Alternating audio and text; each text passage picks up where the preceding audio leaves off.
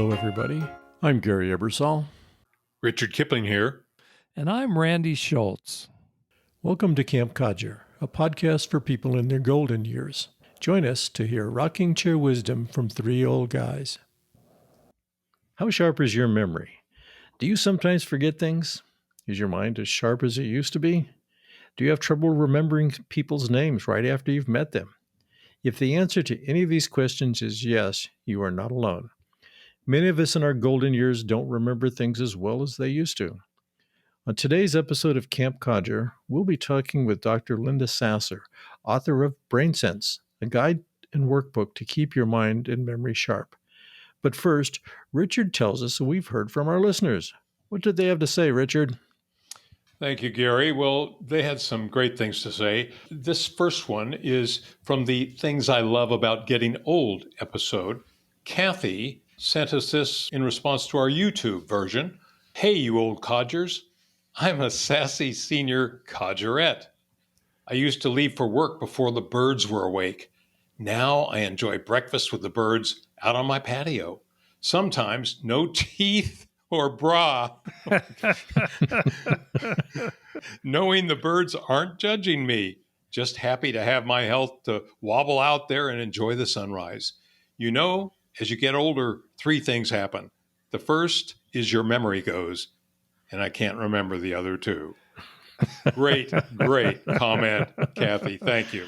The second one is a comment about our much watched and listened to Jimmy Buffett tribute, and it's from Judy.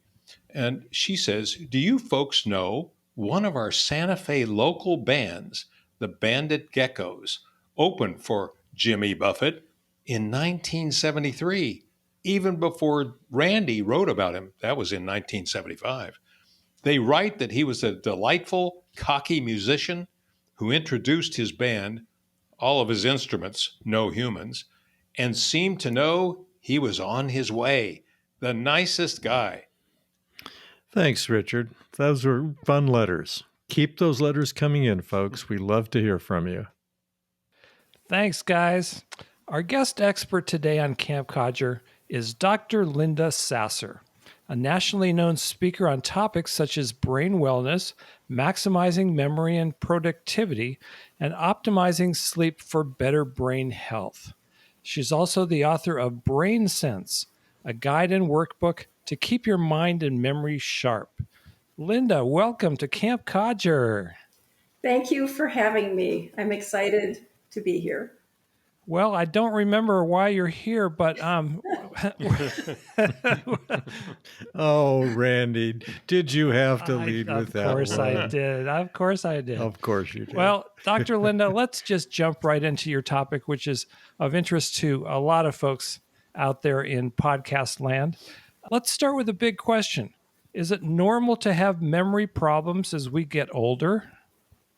Actually, it is normal to occasionally have some memory problems, just forgetting names, misplacing things, where did I put that?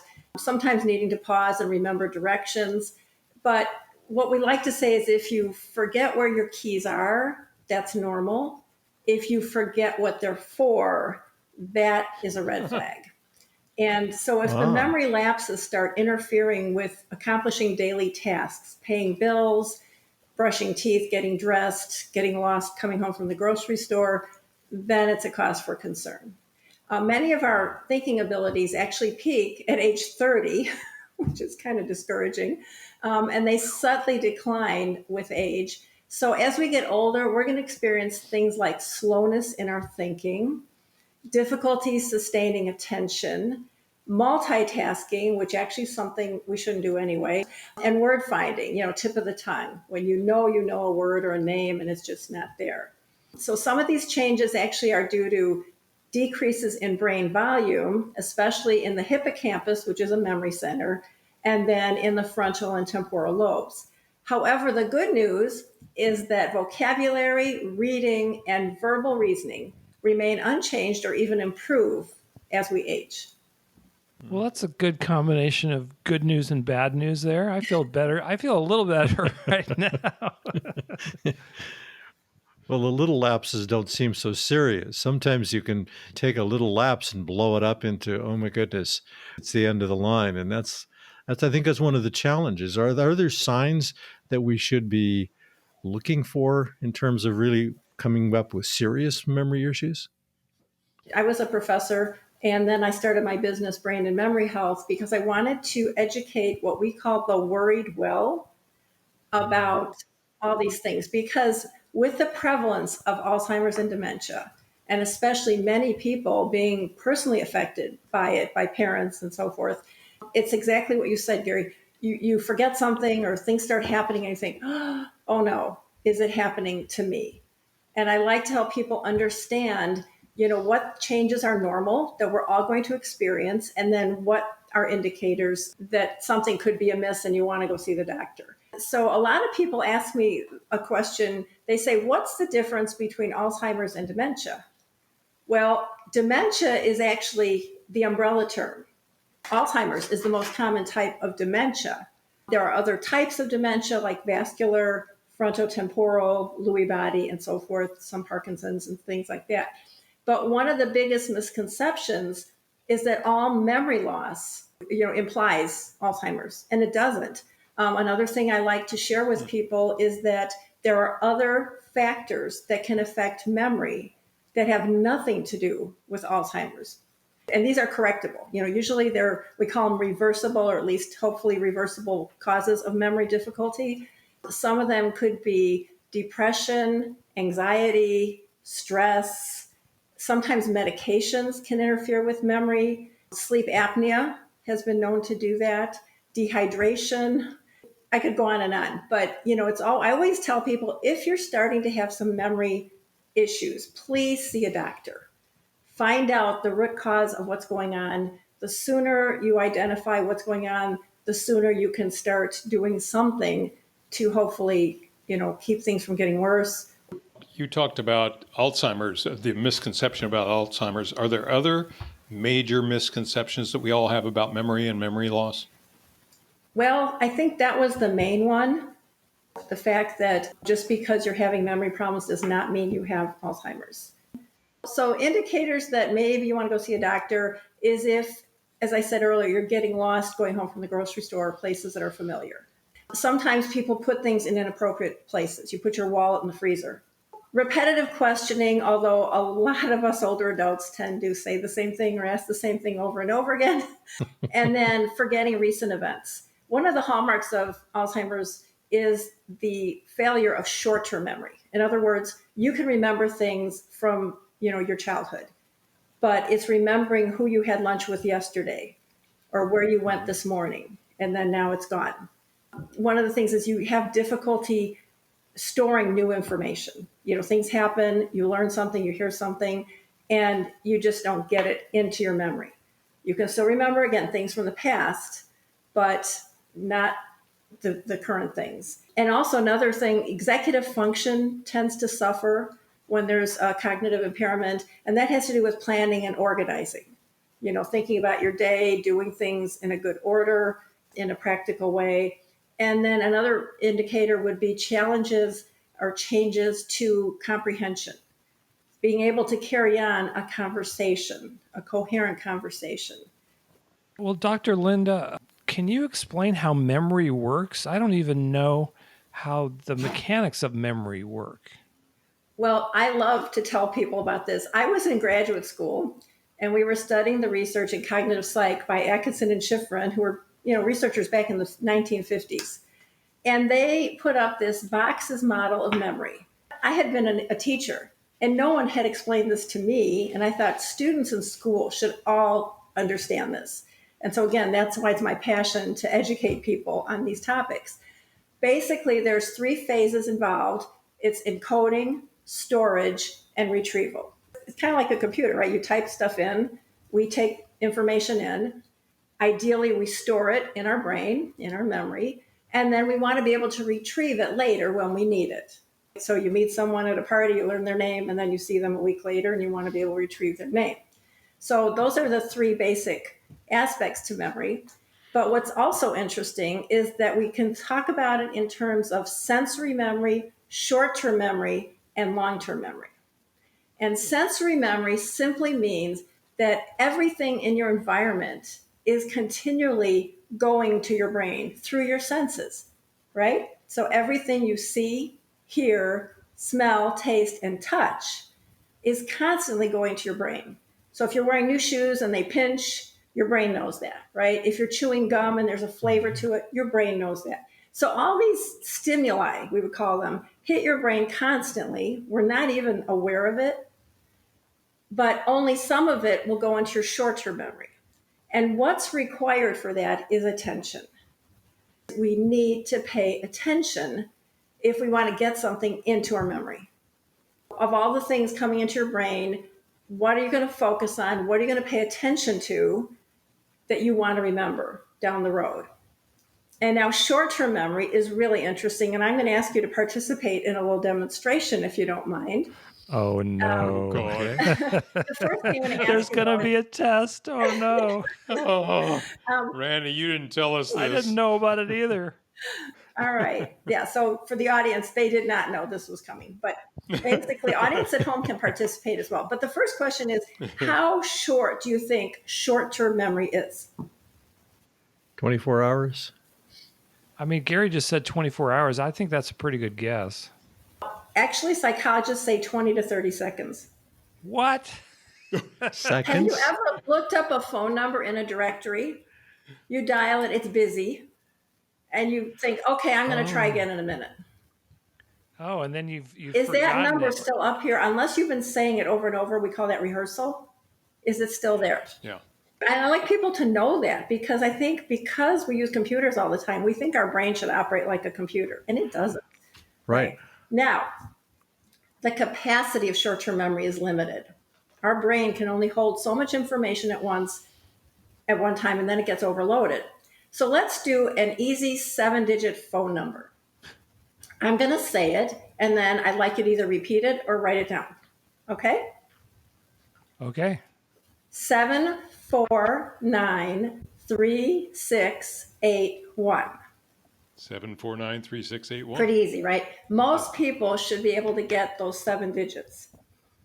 Now we're going to try it with an area code. Here we go. 502-843-1796. Okay, I got it. I got it only because I wrote it down. Oh, you wrote it while I was saying it? Yes. No, Because that's cheating, I didn't think I was Randy. going to remember it. And I didn't want to look like a doofus on the show. Most people have trouble with the 10 digits. I want people to know that, if they struggled with the 10 digits, that's totally normal. Because George Miller, back in the 1950s, wrote a paper called The Magical Number 7 plus or minus 2.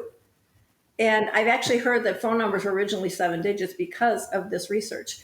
But basically, once we get past 7, our memory gets overloaded. I want people to be aware that short-term memory is a limited capacity system. Like, you go to the doctor and he tells you all these instructions. If I don't write them down before I leave the room, I will forget half of them by the time I get to the parking lot, because it's too much for my brain to hold on to. And so I just think it's important for us to realize that this is the way our brain works. And then, of course, long-term memory is the one we all care about. There are strategies that I teach when I speak, or that are in my book, some tips and strategies to help you do better at remembering. That 7-digit test was really fascinating. We think, oh my goodness, we're losing it. We're not capable anymore. I can't remember a 10-digit number. It turns out I probably never could remember a 10-digit number. It's interesting you bring that up, Gary, because when we're young and we have these memory glitches, we say, I'm too stressed, I'm working too hard, I'm not getting, whatever. We have excuses. We don't care. We just know it's okay. When we're older and they happen, then we worry, right? Right. So, Yeah. Well, Linda, in your book, Brain Sense, you talk about some of the daily habits that can improve memory and brain health. Tell us about the acronym you came up with, SENSE, SENSE, and what that means. yes, for some reason, I was able to come up with this acronym SENSE, and it pretty much encapsulates a lot of the things research is telling us we should be doing to keep our brain healthy. And so the S stands for socialize. It is really important for people to interact with other people. And the other thing I want to mention about socialization is hearing difficulties. A lot of people who are older have hearing difficulties and they don't get the hearing aids, they don't get them corrected. That's not good because it tends to make them withdraw socially. I actually have a neighbor across the street. She doesn't participate when we have group events in the neighborhood. She says, I can't hear well, so there's no point in me going. And so that's not a good thing. We want to stay social. E is exercise. We know that what does exercise do for your body? Well, it works it out. It makes you stronger. Yeah. Increases your oxygen uptake. Blood Yes, flow. it increases blood flow, which takes oxygen and nutrients to your brain, which it needs. So exercise is very good for the brain. And it's important to maintain good blood pressure for that reason, to not have hypertension. And we know that exercise does produce or result in neurogenesis, the birth of some new neurons. And usually that happens in the hippocampus, which is a memory center of the brain. So it's really important. They're saying exercise is one of the best things we can do to keep our brain healthy. And then the N is nutrition. What we eat definitely impacts how well our brain works. The Mediterranean diet and the DASH diet are both excellent. So that's been shown to lower your risk for Alzheimer's. And then the second S in sense stands for sleep. It has been found that we really need sleep for memory. And a lot of people do start having challenges with sleep as they get older. We know that during REM sleep, that's when we're dreaming usually. We know that during REM sleep, the brain takes information you've learned that day and stores it or consolidates it into long-term memory.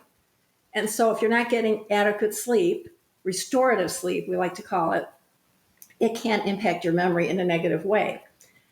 The other thing they've discovered more recently is that while we're sleeping, our brain removes waste proteins, including beta amyloid, which is one of the things involved in Alzheimer's, that are toxic to our brain cells. And so it's doing a cleanse of our brain as well. So there's so many reasons to get good sleep. Again, in my book, I can talk about some tips for that, but some basic ones are just not having caffeine too late in the day if it affects you. The power down hour, we know that a lot of our devices, cell phones and tablets, they emit blue light, and that can actually interfere with the brain's production of melatonin, which helps you to fall asleep. And I was listening to one of your podcasts yesterday, and I heard you talk about naps. Yeah.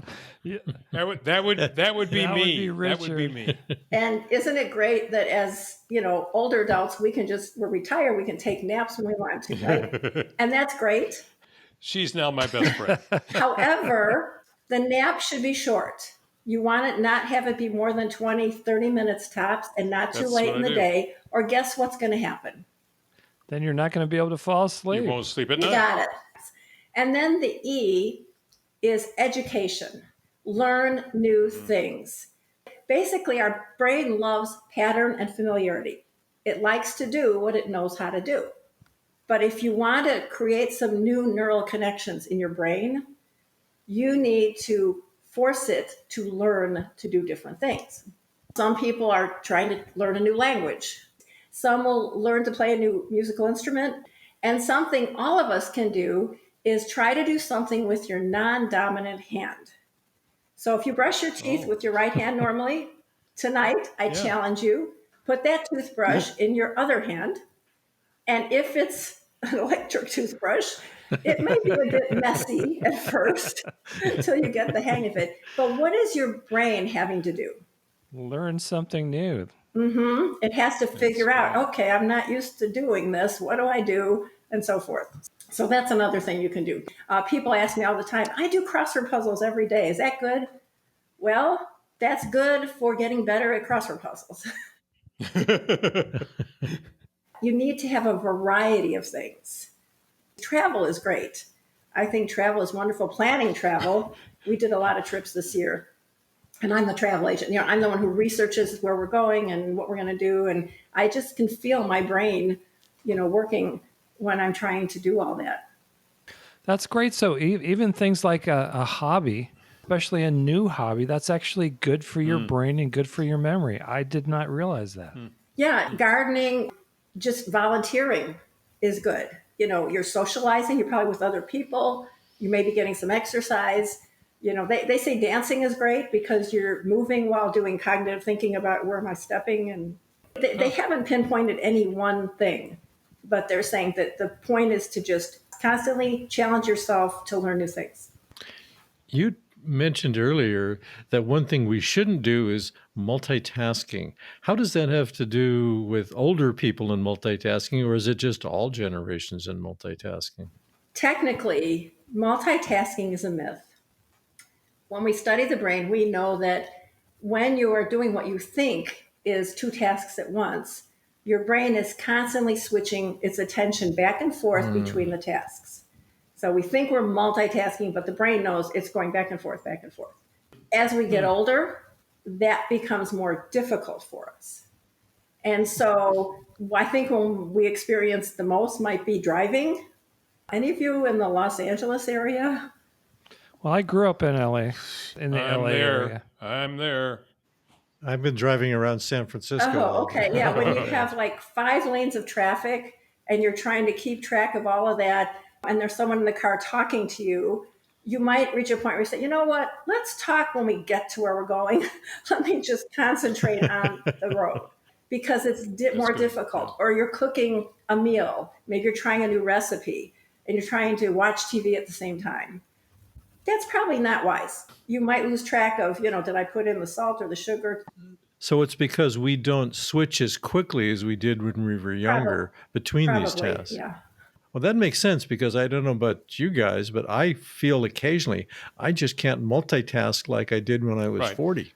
Oh, no question. I mean, I was busy as an executive and I thought I could do anything all day long. I could do dozens of tasks. Today, 2 or 3 things, and you start thinking, have I totally lost it? The other thing I've noticed myself is our sensitivity to distractions really increases. As I said, it's more difficult to sustain our attention to what we're trying to focus on. I'm a speaker, and so if I'm addressing an audience and someone's cell phone goes off, that throws me. I'm more sensitive to things happening around me that throw off my concentration. Let me ask you this, because you mentioned the pandemic and its effect on people. What about the brain effect of the pandemic? I know a lot of people who say they get foggy or they can't concentrate the way they could before this period if they've had COVID. Any sense of that? Yes, there's definitely research that indicates that some people who experience COVID are left with a brain fog. It affects their cognitive processing long term, unfortunately. But I don't know a lot about how to fix it.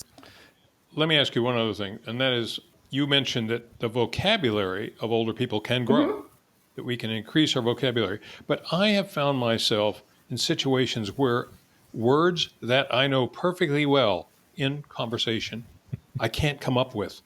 And then 5 minutes later, I go, that was the word I wanted. Of course I know that word. Well, that's what we call the tip of the tongue phenomenon, TOT. And basically, it means that you have trouble accessing, retrieving common words that you've used your whole life. I still have a vivid memory. I was 50 years old. People were over at our house. We were standing around the island talking, and I pointed to something, an object that I'd used pretty much my whole life. I could not come up with the name of it. And I thought, oh, it's a tip of the tongue. But I know enough to know not to worry about it. The research says we're going to have more and more of these the older we get. Part of it might be due, as you mentioned, Richard, that 5 minutes later it came to you. Part of it has to do with that slower thinking, that it just takes our brain longer to retrieve that word. It's in there, it's in your brain, so you do have the good vocabulary. You just can't quite access it. So it brain speed as much as anything else. Processing speed, yeah, declines Processing speed with age. So Richard, you don't run as fast as you used to run. So your brain doesn't run as fast either. That's an excellent example, Randy. It's so true. That's measured by neuroscientists. You can actually track brain speed. You can examine it under what, MRIs or something? A functional MRI, right. That's really fascinating because it does reassure you that your brain is still working. It's just not quite as fast as it used to be. Yeah, and you shouldn't stress about it because stress impedes memory. The more you stress, the less chance you're going to remember the word you were trying to find. Well, you've certainly covered a lot here, but I'm curious if you have like a go-to brain fact that you can lay on us, something we probably don't know about our brains. Well, one of the things I love to share with people is the term neuroplasticity. It's basically our brain's ability to reorganize itself by forming new neural connections. Basically, I want people to know that your brain is not stagnant, that it's constantly changing structurally, physically. There's great studies of like musicians, string instrument players, the people who have done that for a long time. There's parts of their brain that are physically larger than in non-musicians. And that's a result of neuroplasticity. In other words, what you do, everything you do every day impacts your brain for better or worse. So there's things you want to be doing and there's things you don't want to be doing, like smoking. Not good. Too much alcohol, not good. But the brain can continue to grow and develop throughout our lives. And that's why I encourage people to constantly be proactive about brain health and about improving memory. Because if you don't have cognitive impairment, there's no reason you can't maintain and improve your cognitive functions and your memory. That's great information. Thank you so much. Well, Dr. Linda Sasser, thank you for sharing your wisdom and improving memory and brain health for seniors. That's a topic that we're all interested in. I'm sure our listeners are now inspired to take better care of their brains and work on improving their memories. Where can listeners buy your book, Brain Sense, and where can they learn more about your work? Well, I have a website, brainandmemoryhealth.com. And you can even watch some video clips there of my speaking when I give some tips for memory and so forth. This is the book, Brain Sense, a guide and workbook to keep your mind and memory sharp. So the first 3 chapters are more content. They're explaining, for example, the differences between normal cognitive aging, mild cognitive impairment, and then Alzheimer's. There's a chapter that talks about the SENSE, briefly explains some of the research behind those lifestyle practices that we should be engaging in. And then the rest of the book is exercises. Exercises help with attention, speed of processing, short-term memory, long-term memory, and so forth. Can I take that pass-fail? Yeah. And it's on Amazon. I'm sorry, if you just put in Linda Sasser, my name, that's the only book I have on Amazon. It sounds like a book we should all read, mostly to reassure ourselves that things aren't as bad as we think they are. And the reason I want people to know this, because so much research is saying that modifiable risk factors can reduce dementia by 30 to 40%. They feel like there would be that much less dementia if people would just control hypertension, hearing loss, traumatic brain injury, alcohol and substance abuse, diabetes, smoking, depression. All those things are causes of dementia. Those can be, a lot of them can be controlled if people are willing to do what it takes, whether it's getting medication or exercise, better diet, stop smoking. That's great news for all of us. Thank you. It is. Thank you. Yeah. And thanks so much for being our guest on Camp Codger. We really enjoyed having you. Oh, you're welcome. I appreciate being on the podcast, and I hope people will remember that it's never too late to be proactive about brain health and improving memory. Thank you. I would like to say a big thank you to all of you campers out there who listen to Camp Codger every week. Please leave us a comment at campcodger.com and let us know what's on your mind. And we know there's a lot on your mind, thanks to Dr. Linda.